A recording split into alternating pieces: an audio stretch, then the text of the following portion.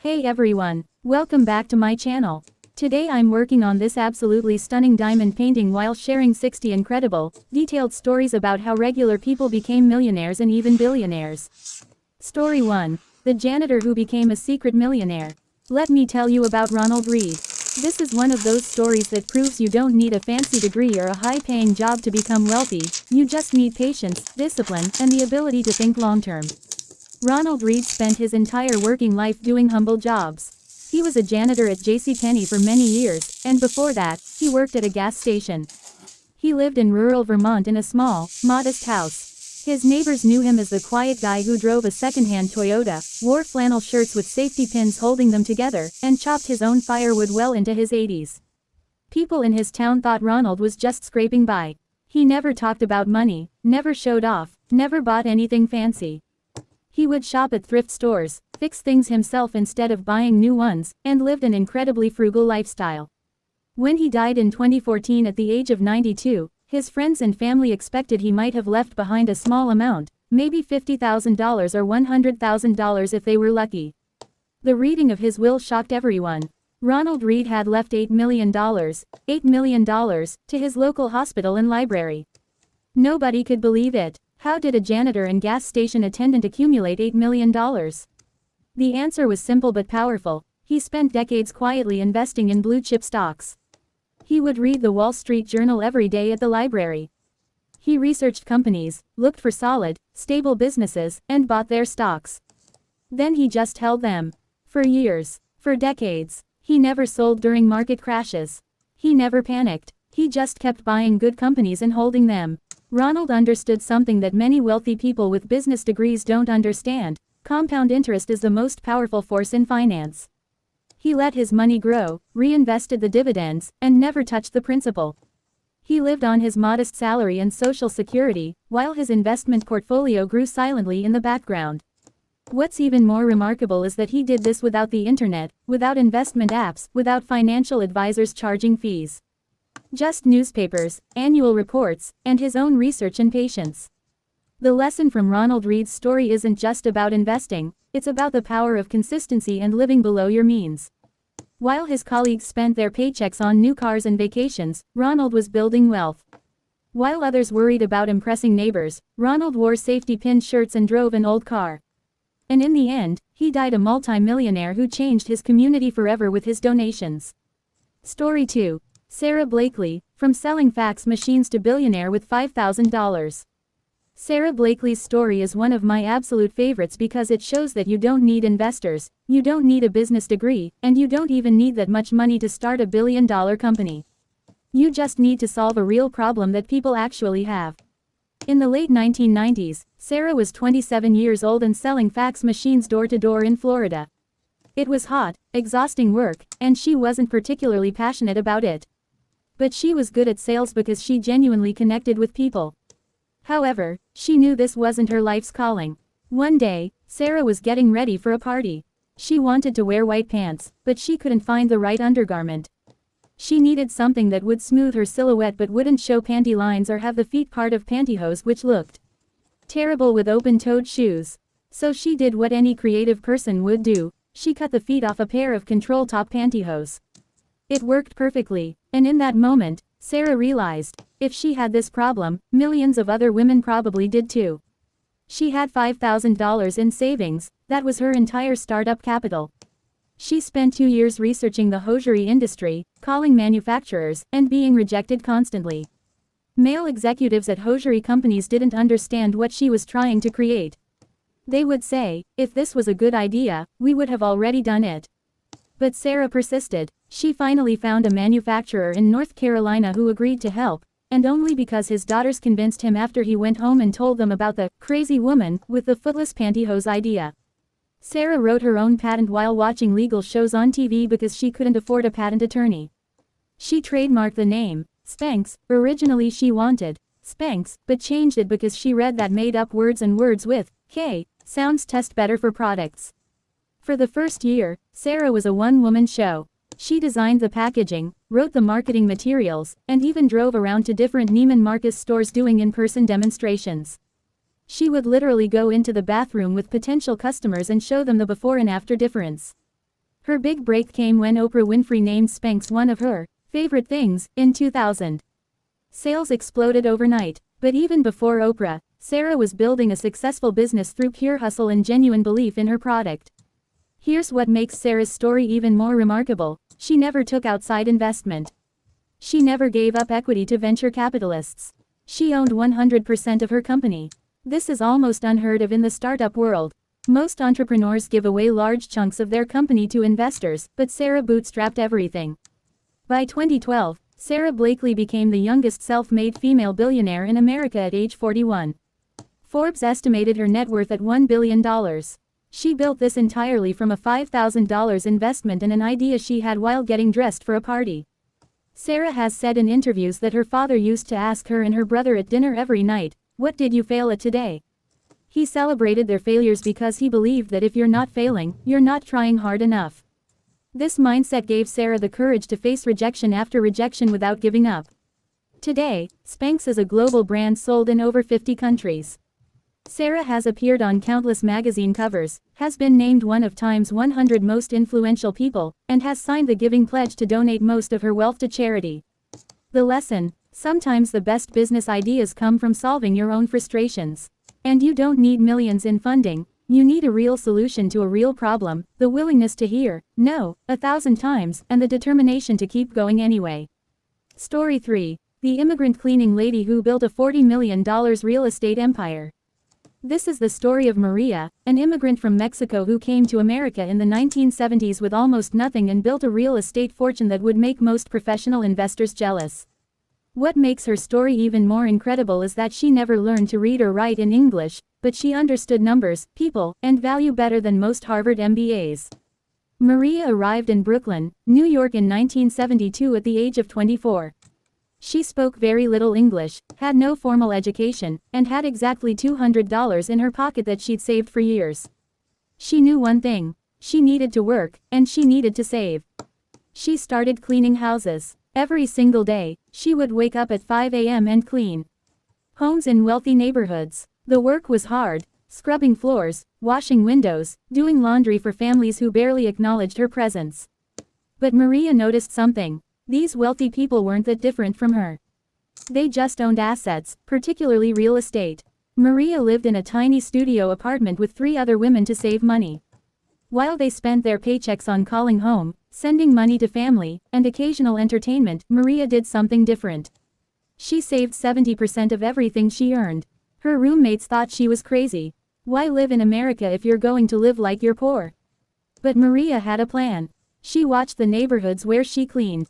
She noticed which areas were improving, where families were moving in, where new businesses were opening. She couldn't read the real estate sections of newspapers, but she could see patterns with her own eyes. After 5 years of saving every penny, living on almost nothing, Maria had saved $15,000. In 1977, she bought her first property, a tiny, run-down apartment building in Brooklyn that nobody else wanted. It was in a neighborhood that most people were leaving. The building had 4 units, needed massive repairs, and the previous owner was desperate to sell. Maria's friends and family thought she was insane. Why would you spend everything you have on a building in a bad neighborhood?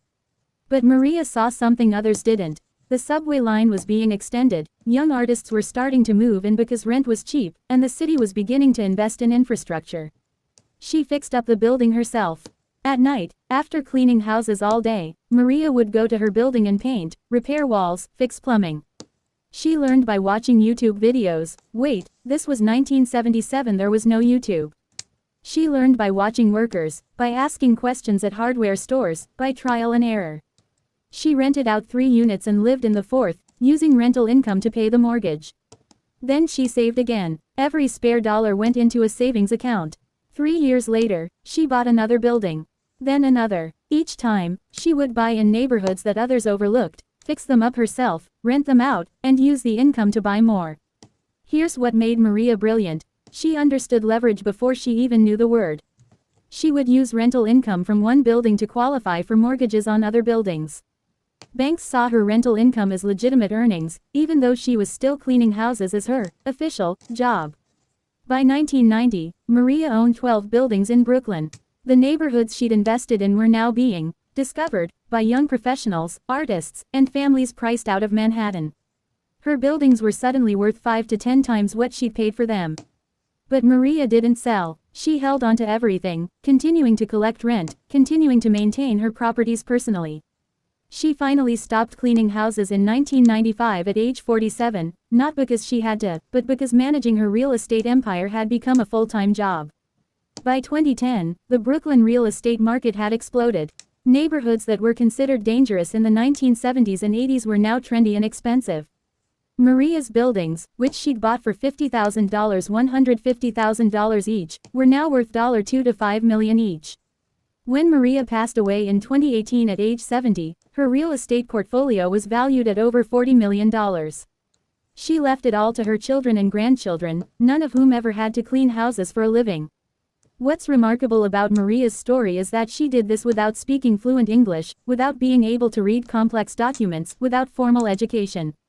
She compensated by being incredibly observant, by understanding human nature and neighborhoods, and by having an iron will when it came to saving money. Her daughter told me that Maria would literally walk 40 blocks to avoid spending $2 on the subway. She would buy day-old bread and vegetables that were about to be thrown away. She never owned a credit card and never spent money she didn't have. Every luxury, every comfort was sacrificed for the long-term vision of building wealth. The lesson from Maria's story: you don't need to be educated to be smart. You don't need to speak perfect English to understand value. You don't need a high income to build wealth. You need the discipline to save, the courage to invest in assets when others are scared, and the patience to hold those assets while they appreciate. Maria proved that immigrant success stories aren't just about working hard, they're about working smart, sacrificing today for tomorrow, and having vision that others lack. Story 4. The man who turned a paperclip into a house. This is one of the most incredible trading stories you'll ever hear, and it proves that value is completely subjective and that creativity can literally turn nothing into something massive. In 2005, a 26-year-old Canadian blogger named Kyle MacDonald was sitting in his apartment in Montreal, unemployed and broke.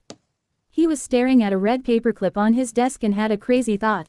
I wonder if I could trade this paperclip for something better, and keep trading up until I get something really valuable. Most people would laugh at this idea and move on with their day. Kyle decided to actually try it. He posted an ad on Craigslist offering to trade one red paperclip for something, anything, as long as it was bigger or better. He was completely serious, even though it sounded absurd. Within days, 2 women in Vancouver saw his ad and offered to trade a fish-shaped pen for his paperclip. Kyle thought about it. A pen was definitely more useful than a paperclip. He accepted the trade and traveled to Vancouver to make the exchange in person. He documented everything on his blog called One Red Paperclip. Now Kyle had a fish-shaped pen. He posted it online again. A man from Seattle offered to trade a handmade doorknob with a smiley face on it for the pen. Kyle made the trade. A doorknob for a pen. Was this really progress? Kyle believed it was, because the doorknob was unique and handmade. Next, someone traded a camping stove for the doorknob. Now we're getting somewhere. A camping stove has real utility and value. Then Kyle traded the camping stove for a Honda generator. This was a significant jump in value. A working generator could sell for several $100s. The story started getting media attention. Local news stations were covering this weird guy who was trading random objects trying to get a house. People thought it was entertaining, quirky, and wholesome during a time when the news was mostly negative. Kyle traded the generator for an instant party kit, which included an empty keg, a neon Budweiser sign, and an IOU for filling the keg.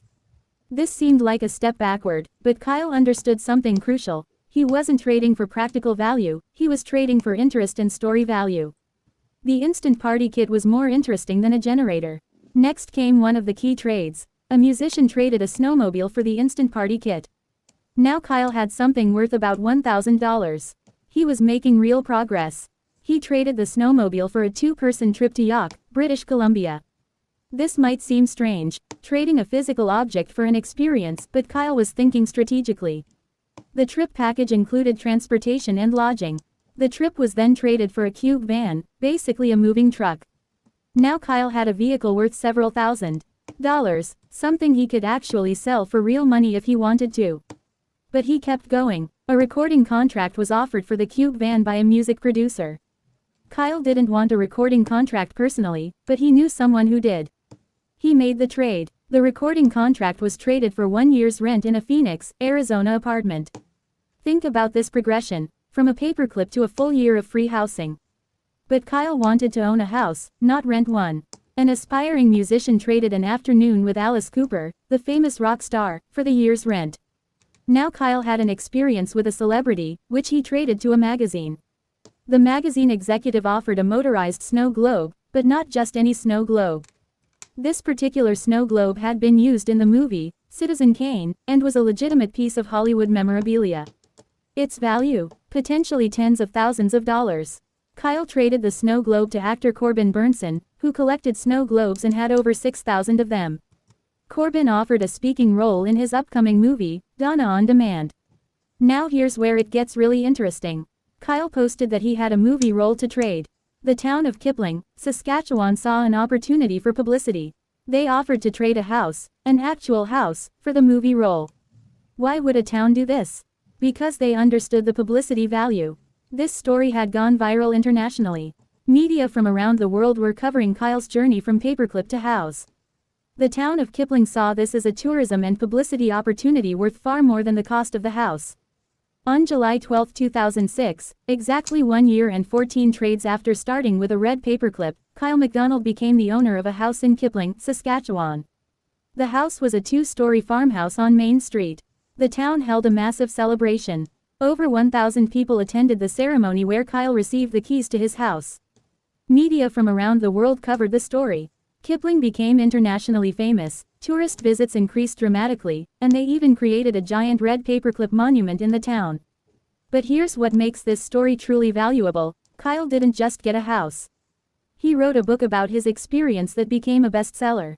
He became a motivational speaker, earning thousands of dollars per speaking engagement. He appeared on TV shows around the world. The publicity from his paperclip journey created a career and income stream worth far more than the house itself. Kyle proved several important principles about wealth and value. First, value is subjective. Something worthless to one person might be valuable to another. Second, story and publicity have enormous value in our media-driven world. Third, creativity and persistence can overcome lack of money. Kyle started with literally nothing of value and ended up with significant assets. The lesson: you don't always need money to create value. Sometimes you need creativity, the ability to see opportunities others don't see, the willingness to make unconventional trades, and the patience to work toward a long-term goal even when the path isn't clear.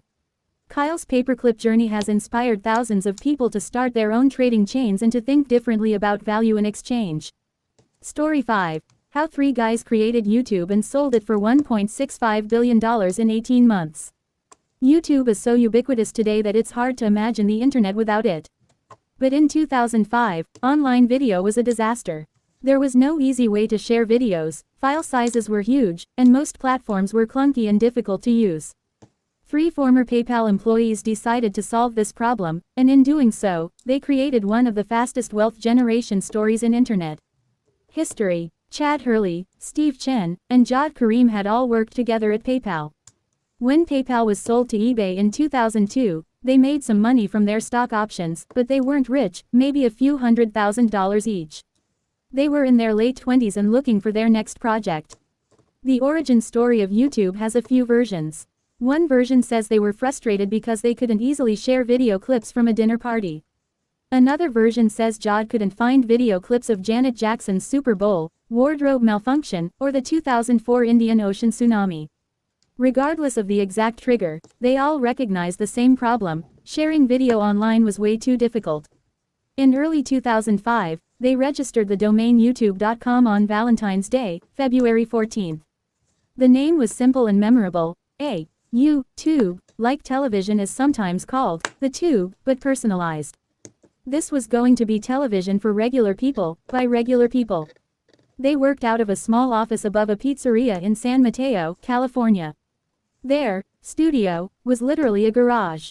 The first YouTube video ever uploaded was by Jawed Karim on April 23, 2005. It was called Me at the Zoo, and was just 18 seconds of Jawed standing in front of elephants at the San Diego Zoo talking about their trunks. It was boring and awkward, but it proved the technology worked. The site officially launched to the public in December 2005. For the first few months, growth was slow. They struggled to get users to upload videos. To solve this, they did some clever growth hacking. They put YouTube upload buttons on other popular sites. They made it incredibly easy to embed YouTube videos anywhere on the internet. They allowed anyone to share and distribute videos freely. Then something happened that the founders didn't expect. User-generated content exploded. People started uploading everything. Home videos, comedy sketches, music videos, clips from TV shows, tutorials, rants, vlogs, everything imaginable. The democratization of video had begun. One of their first viral videos was a Nike commercial featuring Ronaldinho. Then came music videos. Then clips from Saturday Night Live. Then a video called Lazy Sunday from SNL went massively viral. YouTube's traffic went from thousands of views per day to millions practically overnight. By summer 2006, just 18 months after launch, YouTube was serving 100 million video views per day. The growth was exponential and unprecedented. But there was a massive problem. Bandwidth costs were astronomical. Serving all those videos to millions of users required enormous server capacity and internet bandwidth. YouTube was burning through millions of dollars per month. The founders realized they needed serious capital or a buyer. They had already raised $11.5 million from Sequoia Capital, one of Silicon Valley's top venture capital firms. But they needed much more money to survive, or they needed to sell. Meanwhile, every major tech company was watching YouTube's explosive growth with envy and concern. Google had tried to compete with their own service called Google Video, but it was failing badly. YouTube was winning the online video war. In October 2006, just 18 months after YouTube's public launch, Google approached the founders with an offer, $1.65 billion in stock. Let me repeat that, $1.65 billion for a company that was barely a year and a half old and wasn't even profitable yet. In fact, YouTube was losing money because of bandwidth costs. But Google understood something crucial. YouTube had won the online video platform war. They had the users, they had the content, they had the momentum. It would be cheaper to buy YouTube than to try to compete with them. Plus, Google's advertising technology could potentially solve YouTube's monetization problem. The founders accepted. On October 9, 2006, Google announced the acquisition. Chad Hurley, Steve Chen, and Jawed Karim became multimillionaires instantly. Chad and Steve each got about $400 million worth of Google stock. Jawed, who had left earlier to pursue graduate studies but retained equity, got about $64 million. Think about this timeline. In February 2005, they registered a domain name. By October 2006, they were selling the company for $1.65 billion. That's 20 months from idea to billionaire exit. 20 months. Their early investor, Sequoia Capital, turned their $11.5 million investment into about $500 million, one of the best returns in venture capital history at that time. But here's what's even more remarkable. Google's acquisition of YouTube turned out to be one of the best acquisitions in tech history. Today, YouTube is worth an estimated $180 billion. It generates over $30 billion per year in advertising revenue. What seemed like an expensive acquisition in 2006 turned out to be an incredible bargain. The YouTube founder's story teaches several lessons about wealth creation in the internet age. First, timing matters enormously. They launched at exactly the right moment when broadband internet was becoming common but online video was still terrible. Second, user experience is everything. YouTube won because it was easiest to use, not because it was technologically superior. Third, in the internet age, you can go from zero to billions in months if you solve a real problem for millions of people. Chad Hurley went on to invest in other startups and launched new companies. Steve Chen co-founded a video game streaming site. Jawed Karim became an angel investor, and his early investment in Airbnb reportedly turned $150,000 into over $100 million. All three went from regular employees to 100 millionaires in less than 2 years, simply by recognizing that people wanted an easy way to share videos online. They didn't invent video technology. They didn't invent the internet. They just made it easy for ordinary people to share video, and that simple idea created extraordinary wealth. Story 6. The college dropout who built a $100 billion empire from his dorm room. Mark Zuckerberg's story is probably one of the most famous entrepreneur tales of the 21st century, but the details of how he went from Harvard student to the world's youngest billionaire are even more dramatic than most people realize. In 2003, Mark was a 19-year-old sophomore at Harvard University studying computer science and psychology.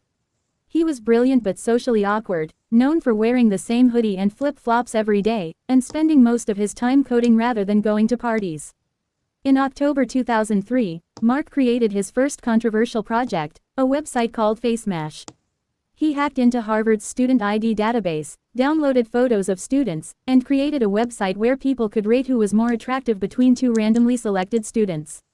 It was basically, hot or not, for Harvard students. The site went viral on campus immediately. Within 4 hours, it had 450 visitors and 22,000 photo views. But it also created a massive controversy. Students, especially women, were outraged that their photos were being used without permission. Harvard's administration was furious. Mark was brought before the administrative board and faced expulsion for breaching security, violating copyrights, and violating individual privacy. He narrowly avoided expulsion but was put on probation. Most people would have learned their lesson and laid low. Mark learned something different. People were obsessed with looking at each other online and comparing themselves to others. This insight would make him billions. In January 2004, Mark started working on a new project in his dorm room, Kirkland House H33. He wanted to create an online directory of Harvard students with photos and basic information, essentially a digital version of the printed Facebooks that universities gave to freshmen to help them get to know classmates. He called it the Facebook. On February 4, 2004, Mark launched the Facebook.com from his dorm room. Within 24 hours, 1,200 Harvard students had signed up. Within a month, more than half of Harvard undergraduates had profiles. The growth was organic and explosive. Students loved it because it solved real social problems. You could see who was in your classes before the semester started. You could check if that cute person you met at a party was single. You could stay connected with people you met. It filled a genuine need. But Mark immediately faced problems. 3 Harvard seniors, Cameron and Tyler Winklevoss and Divya Narendra, claimed Mark had stolen their idea.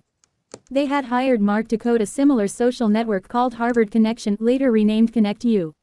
Mark had worked on their project briefly, then launched his own. This legal battle would haunt him for years and was dramatized in the movie, The Social Network. Despite the controversy, Mark pushed forward.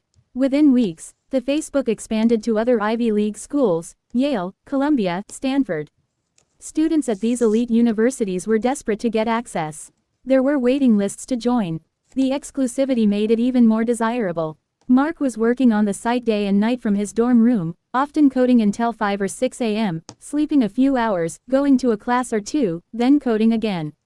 His roommates remember him living on pizza, Red Bull, and very little sleep.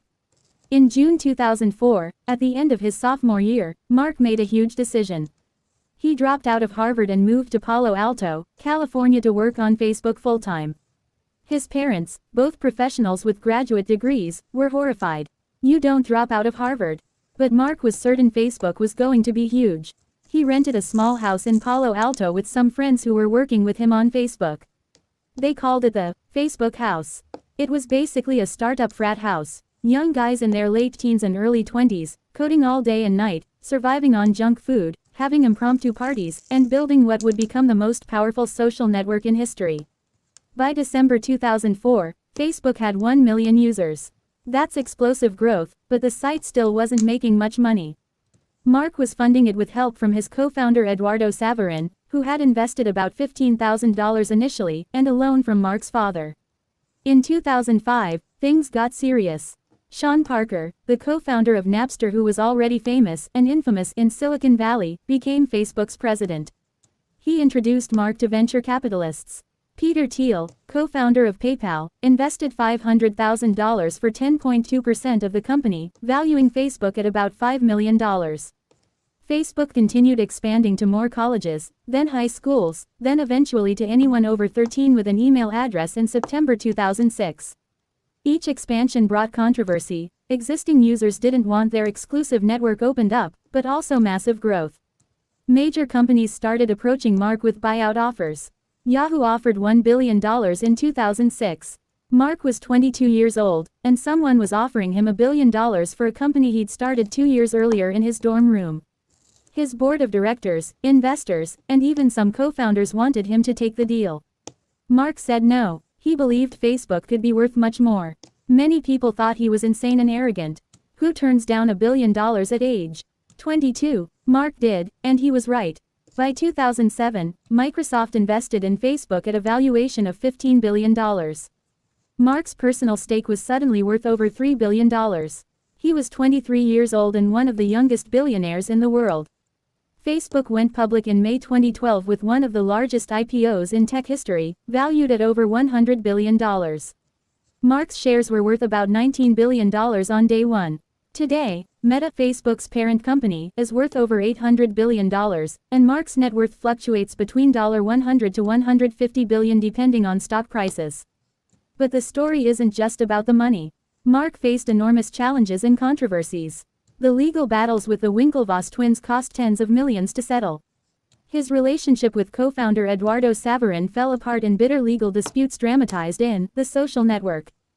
Facebook has been accused of privacy violations, enabling election interference, contributing to mental health problems, and various other serious issues.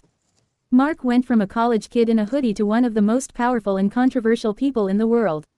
He controls a platform used by over 3 billion people globally. He's been called before Congress multiple times to testify. He's been both praised as an innovative genius and criticized as a dangerous monopolist. The lesson from Mark's story: sometimes the biggest wealth is created by dropping out and taking massive risks when you're young enough to recover if you fail. Mark gave up Harvard, something most people would never do, because he believed in his vision more than he believed in traditional paths to success. He turned down $1 billion because he could see a bigger future. And he dealt with enormous pressure, criticism, and controversy while still in his early 20s. Whether you love Facebook or hate it, you can't deny that Mark Zuckerberg created something unprecedented from a dorm room, became a billionaire by 23, and changed how billions of people communicate. That's a level of wealth creation and impact that very few humans in history have achieved. Story 7. The immigrant who built $1 billion clothing empire after pumping gas. Do-Won Chong and his wife Jin-Suk arrived in Los Angeles from South Korea in 1981 with dreams of a better life. What they found instead was poverty, language barriers, and jobs that barely paid enough to survive. But they noticed something about America that would eventually make them billionaires: fashion was accessible to everyone, not just the rich. When Do-Won Chong arrived in Los Angeles at age 27, he spoke almost no English and had about $11,000 in savings, everything his family had. He had worked as a high school teacher in Korea, but his credentials meant nothing in America. He needed work, any work. His first job was pumping gas at a service station in Los Angeles. He worked from early morning until late at night, 6 or 7 days a week. The pay was minimum wage or slightly above. His wife Jin-Suk worked as a hairdresser, also making very little money. They lived in a tiny apartment in a rough neighborhood, ate the cheapest food they could find, and saved every possible penny. But Do-Won was incredibly observant. As he pumped gas day after day, he noticed patterns. The people driving the most expensive cars, Mercedes, BMWs, Cadillacs, were often dressed in very fashionable clothes. They looked successful and confident. The people in older, cheaper cars often wore plain, unfashionable clothes. This might seem like an obvious observation, but Do-Won saw something deeper. Appearance and success were connected in American culture. People judged you by how you looked, how you dressed. Fashion wasn't just about vanity, it was about signaling status and belonging. And most importantly, he noticed that these fashionable clothes were expensive at department stores, but there was a huge market of young people who wanted to look fashionable but couldn't afford designer prices. For 3 years, Do-Won pumped gas and thought about this observation. He noticed that Los Angeles was a fashion-forward city, influenced by Hollywood, entertainment, and beach culture. Young people, especially women, wanted to dress like celebrities but didn't have celebrity budgets. In 1984, after saving every dollar for 3 years while working brutal hours, Do-Won and Jin-Suk had saved $11,000 again, basically back to where they started financially, but now with 3 years of American experience. They made a huge decision. They would open a small clothing store. They found a 900 square foot retail space in Los Angeles and called it Fashion 21, later shortened to Forever 21. The concept was simple: sell trendy, fashionable clothing at incredibly low prices by copying the latest designs from high-end fashion shows and manufacturing them cheaply. The first store was tiny. Do-Won and Jin-Suk did everything themselves. They woke up at 5 a.m. to go to the Los Angeles garment district, bought inventory, brought it to their store, arranged the displays, opened the store, worked as cashiers, cleaned, managed inventory, did the books, and often didn't get home until midnight. 7 days a week. Their strategy was to offer the latest fashion trends at a fraction of designer prices. If a celebrity wore something on TV or in a magazine on Monday, Forever 21 would have a similar style in stores by Friday or the following week. They were fast fashion before fast fashion was even a term. The pricing was aggressive. Where a trendy top might cost $50 to $100 at a department store, Forever 21 would sell something similar for $15 minus $20. Jeans for $20 instead of $80. Dresses for $25 instead of $150. The quality wasn't as high, but for young women who wanted to keep up with trends, it didn't matter. They could afford to buy multiple outfits and stay current with fashion. The first store was immediately successful. Young women loved it. By the end of the first year, they had earned enough to open a second store. Then a third. Do-Won and Jin Sook were still working insane hours, still living frugally, plowing every dollar back into expansion. They made some smart decisions that differentiated Forever 21 from competitors. First, their stores had a distinctive look: bright lights, loud pop music, mirrors everywhere, energetic atmosphere. Shopping there felt like an event, not a chore. Second, they kept their stores in high-traffic areas, often in malls, where young people naturally congregated. Third, they turned inventory incredibly fast. New items arrived constantly, so customers came back frequently to see what was new. By the mid-1990s, Forever 21 was expanding rapidly across California and into other states. They were opening dozens of stores per year. Do-Won and Jin Sook maintained strict control. They didn't franchise, they owned all their stores directly, they made all major decisions themselves. The fashion industry took notice. High-end designers started accusing Forever 21 of copying their designs too closely. They filed numerous lawsuits for copyright infringement and design theft. Forever 21 was sued hundreds of times over the years. Some they settled, some they won, some they lost. But the legal costs were just part of doing business in fast fashion. By the 2000s, Forever 21 had become a massive empire. They were opening huge flagship stores 90,000 square feet or more, in major cities around the world. These weren't just stores, they were fashion destinations with multiple floors, cafes, and constantly rotating inventory. At its peak around 2015, Forever 21 had about 800 stores globally and was generating over $4 billion in annual revenue. Do-Won Chong and his wife's personal net worth was estimated at around $6 billion. They had gone from pumping gas and cutting hair to being billionaires in about 30 years. Their success was particularly notable in the Korean American community. They became symbols of immigrant success, proving that language barriers and humble beginnings don't have to limit your potential in America. However, the story has a more recent challenging chapter. By the late 2010s, Forever 21 started struggling. Online shopping was taking over retail. Their fast fashion model faced criticism for environmental damage and labor practices.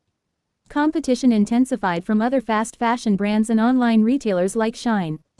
The company overexpanded, taking on too much debt for massive flagship stores just as retail was moving online. In 2019, Forever 21 filed for Chapter 11 bankruptcy protection. They closed hundreds of stores and restructured their debt. Do-Won and Jin Sook lost their billionaire status but maintained control of the company. They've since restructured, focusing on smaller stores and online sales. Despite the recent struggles, the Chang's story remains one of the most impressive immigrant success stories in American business history. They went from $11,000 and minimum wage jobs to building a multi-billion-dollar fashion empire through observation, hard work, smart positioning, and understanding their customer better than anyone else. The lesson: sometimes wealth comes from solving a simple problem. People want to look good but can't afford high prices. If you can figure out how to give people what they want at a price they can afford, and you're willing to work harder than anyone else, you can build an empire even starting with nothing. Story 8. The teenager who built a multi-million-dollar business from his bedroom. This is the story of how a 14-year-old kid turned a simple observation about his classmates into a multi-million-dollar business before he could even legally drive a car. His name is Christian Owens, and his journey proves that age is just a number when you have the right idea and determination. Christian Owens grew up in Braunton, a small town in North Devon, England. In 2009, when he was just 14 years old and still in school, he noticed something interesting. All his friends and classmates were obsessed with customizing their Mac computers. They wanted cool wallpapers, unique icons, dashboard widgets, and applications that made their Macs look different from everyone else's. But here was the problem: finding quality Mac software and designs was difficult. The Mac App Store didn't exist yet. Apple wouldn't launch it until 2011. There were scattered websites selling Mac software and themes, but no centralized marketplace where users could easily find, compare, and buy Mac customizations and applications. Christian was already interested in web design and coding. He'd been teaching himself HTML and CSS by watching YouTube tutorials and reading forums. He spent hours after school and on weekends building practice websites, learning how websites worked, understanding how e-commerce functioned. One night, sitting in his bedroom in his parents' house, Christian had an idea. What if he created a marketplace specifically for Mac users? A place where designers and developers could sell their Mac software, themes, icons, and applications, and users could easily browse and buy them. He would take a commission on each sale. Keep in mind, Christian was 14. He was still going to school every day, doing homework, living with his parents. But he decided to build this business anyway. He registered a domain name, MacBundlebox, later rebranded as Brancher. The concept was simple: he would bundle together popular Mac applications and sell them at a significant discount. Instead of buying 5 apps separately for $100 total, users could buy them all together for $40. Developers benefited from the exposure and volume, users got deals, and Christian took a percentage. Christian built the entire website himself. He designed it, coded it, set up the payment processing, created the marketing materials, everything. His parents had no idea what he was doing upstairs in his bedroom. They thought he was just on the computer like all teenagers. He reached out to Mac software developers through email, explaining his concept. Most ignored him. Some responded rudely: why would they work with some random kid? But a few developers saw the potential and agreed to try it. Christian launched his first bundle in late 2008. He promoted it on Mac forums, through social media, and on tech blogs. The response was immediate and overwhelming. Within the first 24 hours, he sold thousands of bundles. His commission on the first day was more than his parents made in a week at their jobs. Christian was still going to school every day. He'd check his sales on his phone between classes. He'd respond to customer emails during lunch break. He'd work on the website and coordinate with developers after homework. His teachers had no idea that the quiet student in the back of the class was running a rapidly growing business. Within the first month, Christian had made over $50,000 in revenue, keeping about $15,000 as profit after paying developers their share. For a 14-year-old, this was absolutely life-changing money. But Christian didn't spend it on video games or clothes. He reinvested it into the business, improving the website, running ads, creating better bundle deals. By age 15, Christian was making more money per month than most adults. His business was generating 6 figures in annual revenue. Tech blogs started writing about him, the teenage entrepreneur disrupting Mac software sales. Reporters wanted interviews. His story spread across the internet. Word got out at his school. Suddenly, Christian went from being just another student to being the kid who ran a successful internet business.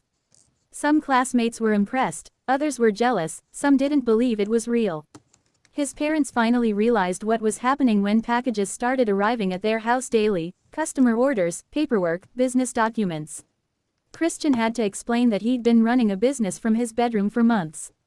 They were shocked but supportive, even though they didn't fully understand what he was doing. Christian expanded beyond MacBundlebox. He saw opportunities in other areas of the Mac ecosystem.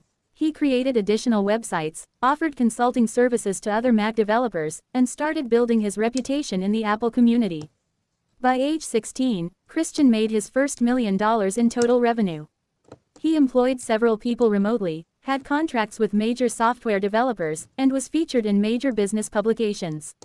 He was invited to speak at tech conferences alongside adults 2 or 3 times his age. Christian made another smart decision: he didn't drop out of school. Despite having a successful business, he continued attending classes, took his exams, and graduated. He believed education was still valuable even though he was already successful. After graduating, Christian went even bigger. In 2011, at age 18, he founded a new company called Brancher, a platform that helped companies like Apple, Google, and Microsoft manage their software distribution and licensing. This was more sophisticated than his original bundle site. This was B2B, business-to-business software targeting major corporations. By 2013, when Christian was just 20 years old, Brancher was generating over $5 million in annual revenue and working with some of the biggest tech companies in the world. Christian had gone from a 14-year-old in his bedroom to a multi-millionaire entrepreneur managing a team of employees and serving Fortune 500 clients. In 2018, Christian founded another company called Paddle, which provides payment infrastructure for software companies. Paddle has raised over $200 million in venture capital funding and is valued at over $1.4 billion, making it a unicorn startup. Christian's stake in the company is worth tens of millions of dollars. Today, Christian Owens is in his late 20s and has built multiple successful companies worth hundreds of millions of dollars combined. He's been featured in Forbes, TechCrunch, and countless other publications. He's spoken at major conferences around the world. And it all started when he was 14 years old, sitting in his bedroom, noticing that his friends wanted to customize their Mac computers.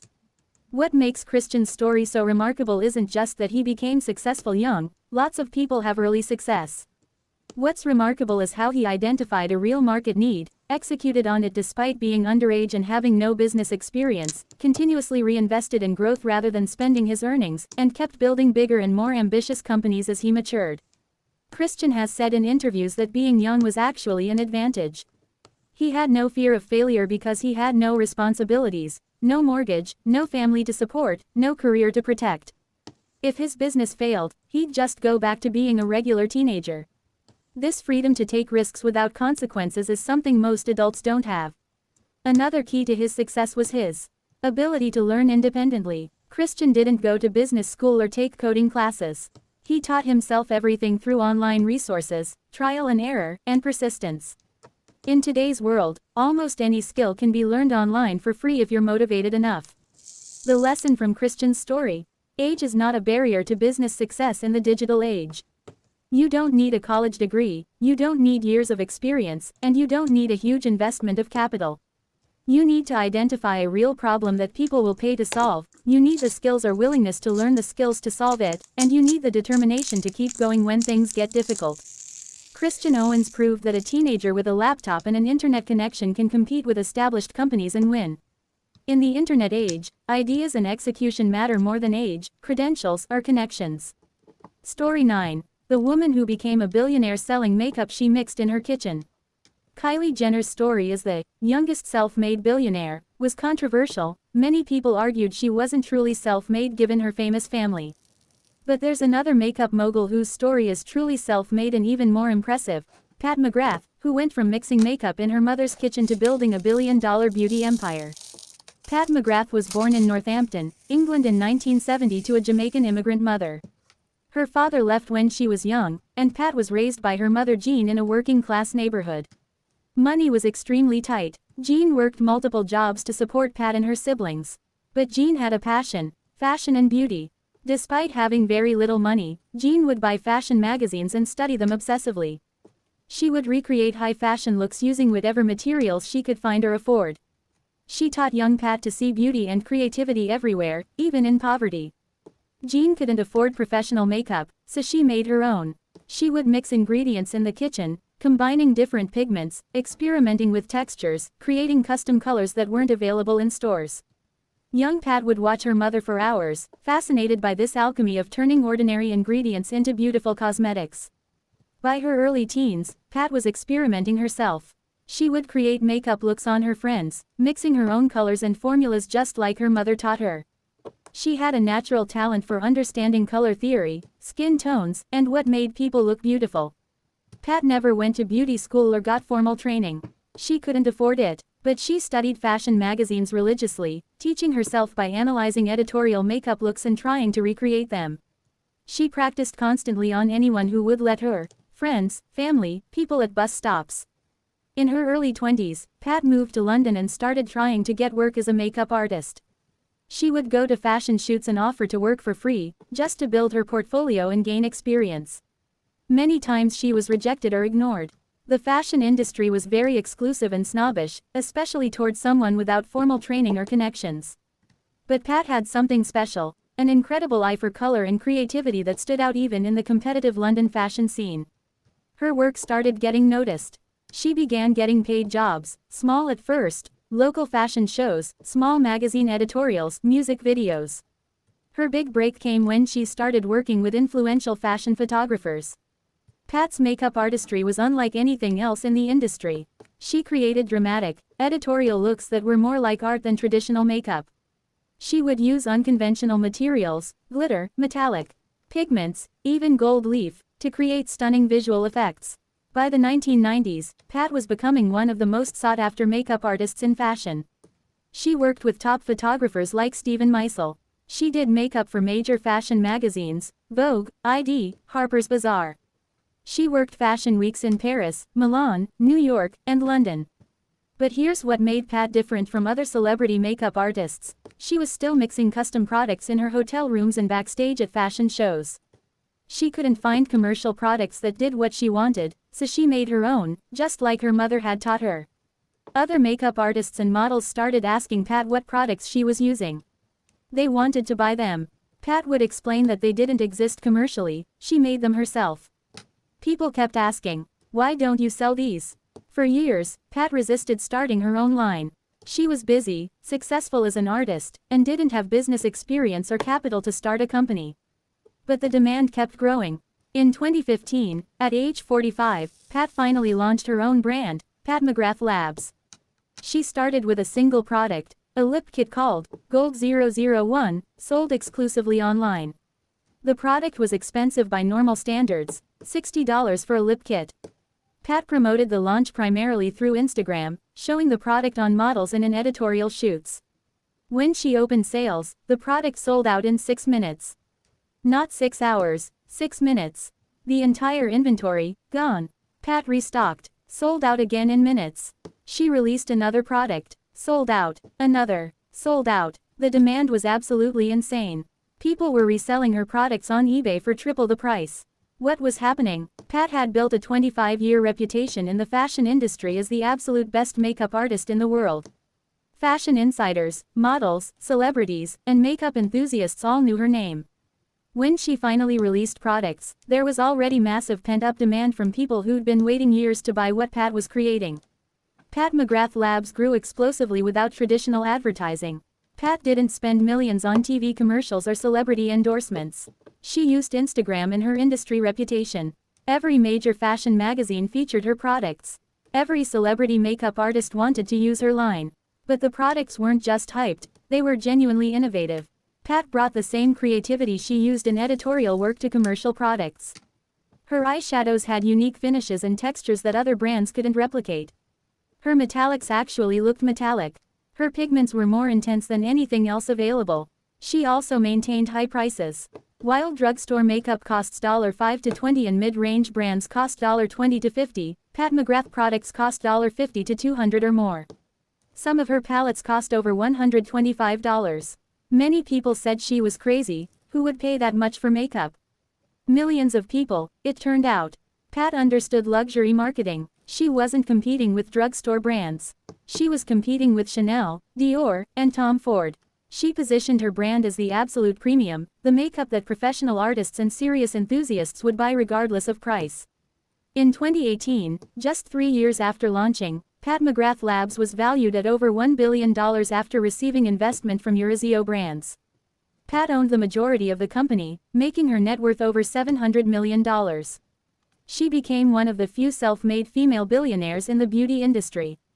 By 2021, her company was valued at over $3 billion, with Pat's personal stake worth well over $1 billion. She had officially joined the Billionaire Club. Pat's achievement is especially remarkable because she did it in her 40s, without family money, without a famous name, without formal business training. She built her reputation over 25 years of hard work in the fashion industry, learning every aspect of beauty and business from the ground up. Today, Pat McGrath Labs is one of the most successful and respected makeup brands in the world. Pat herself is considered a legend in the fashion industry. She's been honored by the Fashion Institute of Technology, featured in countless documentaries, and is regularly called the most influential makeup artist in the world. The lesson from Pat's story.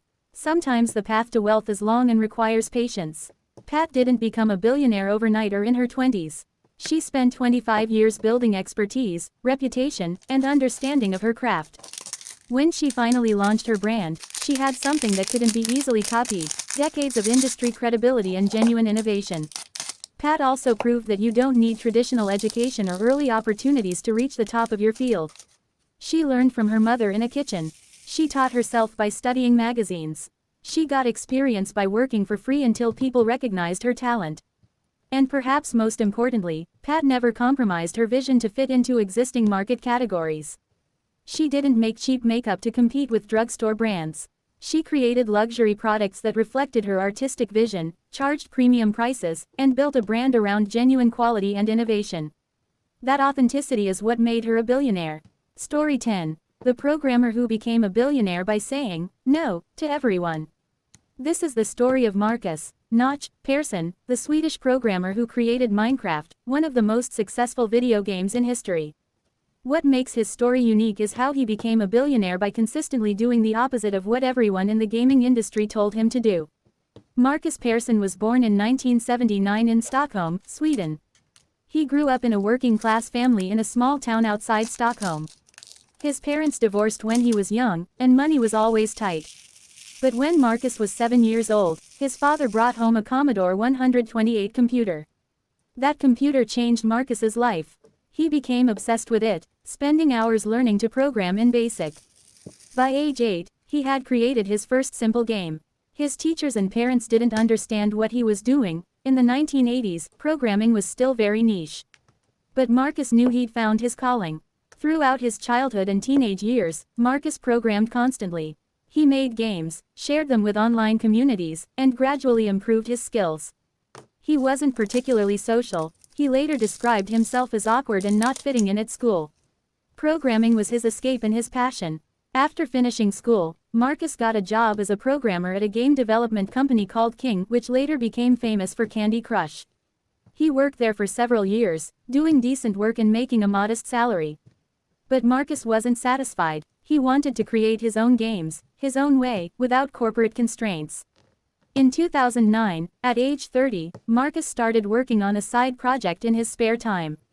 He was inspired by several existing games but wanted to create something unique, a game where players could build anything they imagined using simple blocks.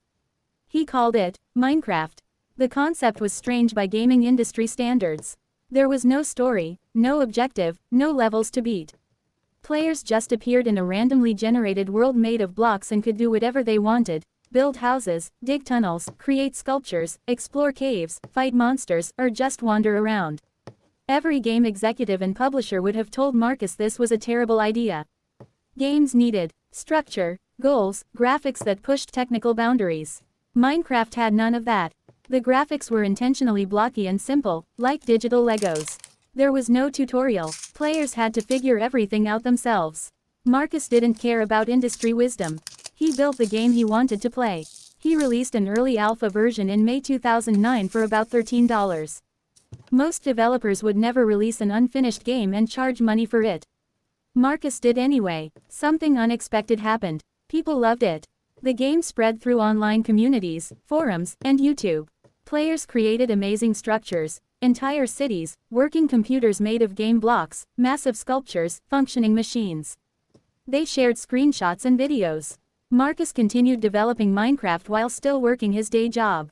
He released updates constantly, adding new features, listening to community feedback. The game was still unfinished, still in alpha, but thousands of Pestori ate, the teenager who built a multi-million-dollar business from his bedroom 10 minutes. This is the story of how a 14-year-old kid turned a simple observation about his classmates into a multi-million-dollar business before he could even legally drive a car. His name is Christian Owens, and his journey proves that age is just a number when you have the right idea and determination. Christian Owens grew up in Braunton, a small town in North Devon, England.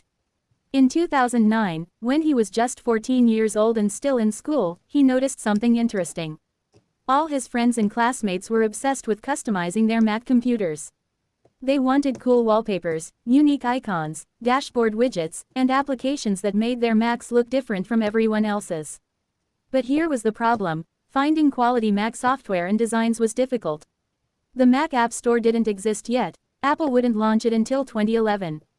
There were scattered websites selling Mac software and themes, but no centralized marketplace where users could easily find, compare, and buy Mac customizations and applications. Christian was already interested in web design and coding. He'd been teaching himself HTML and CSS by watching YouTube tutorials and reading forums. He spent hours after school and on weekends building practice websites, learning how websites worked, understanding how e-commerce functioned. One night, sitting in his bedroom in his parents' house, Christian had an idea. What if he created a marketplace specifically for Mac users? A place where designers and developers could sell their Mac software, themes, icons, and applications, and users could easily browse and buy them. He would take a commission on each sale. Keep in mind, Christian was 14. He was still going to school every day, doing homework, living with his parents. But he decided to build this business anyway. He registered a domain name, MacBundlebox, later rebranded as Brancher. The concept was simple: he would bundle together popular Mac applications and sell them at a significant discount. Instead of buying 5 apps separately for $100 total, users could buy them all together for $40. Developers benefited from the exposure and volume, users got deals, and Christian took a percentage. Christian built the entire website himself. He designed it, coded it, set up the payment processing, created the marketing materials, everything. His parents had no idea what he was doing upstairs in his bedroom. They thought he was just on the computer like all teenagers. He reached out to Mac software developers through email, explaining his concept. Most ignored him. Some responded rudely: why would they work with some random kid? But a few developers saw the potential and agreed to try it. Christian launched his first bundle in late 2008. He promoted it on Mac forums, through social media, and on tech blogs. The response was immediate and overwhelming. Within the first 24 hours, he sold thousands of bundles. His commission on the first day was more than his parents made in a week at their jobs. Christian was still going to school every day.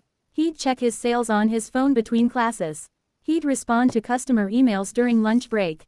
He'd work on the website and coordinate with developers after homework. His teachers had no idea that the quiet student in the back of the class was running a rapidly growing business. Within the first month, Christian had made over $50,000 in revenue, keeping about $15,000 as profit after paying developers their share.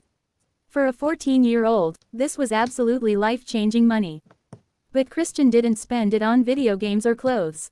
He reinvested it into the business, improving the website, running ads, creating better bundle deals. By age 15, Christian was making more money per month than most adults. His business was generating 6 figures in annual revenue. Tech blogs started writing about him, the teenage entrepreneur disrupting Mac software sales. Reporters wanted interviews. His story spread across the internet. Word got out at his school. Suddenly, Christian went from being just another student to being the kid who ran a successful internet business. Some classmates were impressed, others were jealous, some didn't believe it was real. His parents finally realized what was happening when packages started arriving at their house daily: customer orders, paperwork, business documents. Christian had to explain that he'd been running a business from his bedroom for months. They were shocked but supportive, even though they didn't fully understand what he was doing.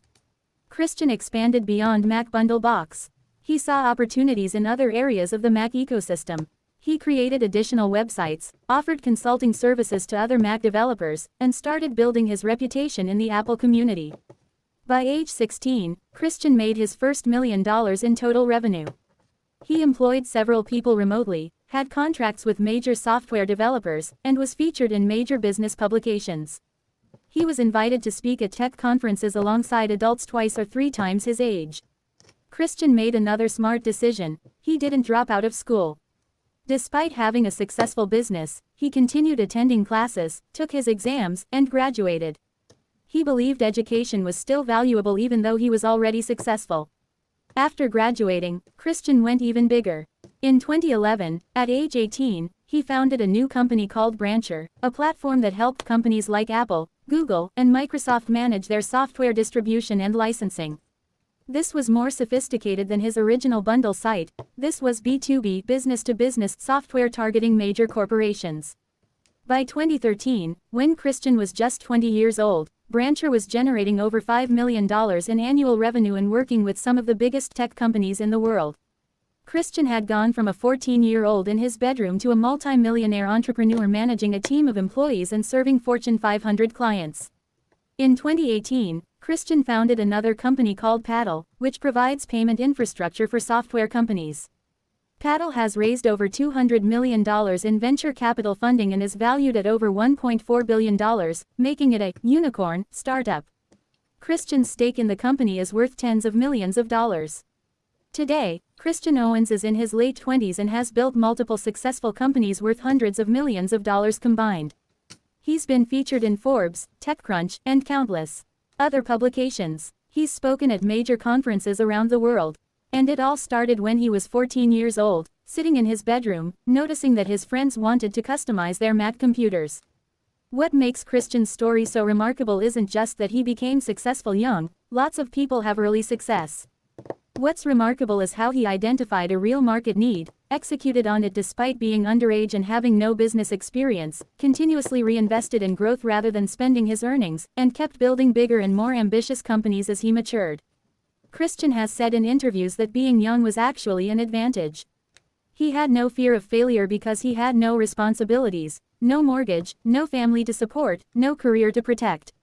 If his business failed, he'd just go back to being a regular teenager. This freedom to take risks without consequences is something most adults don't have. Another key to his success was his ability to learn independently. Christian didn't go to business school or take coding classes. He taught himself everything through online resources, trial and error, and persistence. In today's world, almost any skill can be learned online for free if you're motivated enough. The lesson from Christian's story: age is not a barrier to business success in the digital age. You don't need a college degree, you don't need years of experience, and you don't need a huge investment of capital. You need to identify a real problem that people will pay to solve. You need the skills or willingness to learn the skills to solve it, and you need the determination to keep going when things get difficult. Christian Owens proved that a teenager with a laptop and an internet connection can compete with established companies and win. In the internet age, ideas and execution matter more than age, credentials, or connection. Wow, what an incredible journey. We've heard so many amazing stories today while working on this diamond painting, and look, it's finished. Absolutely beautiful. So what did we learn? You don't need to be young, rich, or educated to become wealthy. You need an idea, hard work, and persistence. Every billionaire started with nothing except determination. So which story inspired you the most?